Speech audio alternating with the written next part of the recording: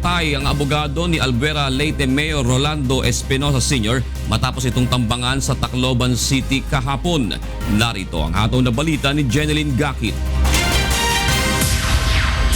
Inaalam na ng Tacloban Police ang dahilan ng pananambang at pagpatay sa abogado ni Albuera Leyte Mayor Rolando Espinosa Sr. Sa inisyal na investigasyon ng mga otoridad, isang puting pickup truck na walang plate number ang sumabay sa sinasakyan marun Toyota Hilux ni Attorney Rolando Bato sa Sitio Lumbang 2, Barangay Kalanipawan, Tacloban City kahapon ng hapon. Nang makalapit na ito sa sakyan ng biktima ay saka ito pinagbabaril. Nasa 24 na basyo ng bala mula sa M16 rifle at 45 caliber pistol ang na-recover ng mga otoridad sa crime scene.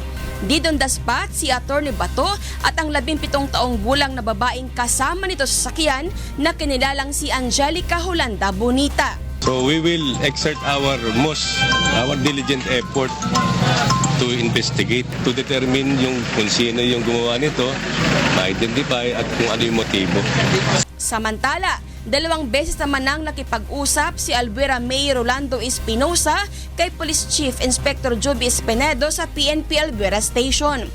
Ayon kay Espinedo, nangakong makikipagtulungan si Mayor Espinosa sa kanila upang mahuli ng buhay ang anak nitong si Kerwin. Subalit ang ibang napag-usapan ng mga ito ay hindi muna isa sa publiko hanggang hindi pa sumusuko ang pinaghinalaang #1 drug lord ng Eastern Visayas na si Kerwin Espinosa. Jeneline Gakit, UNTV News and Rescue, Tacloban City.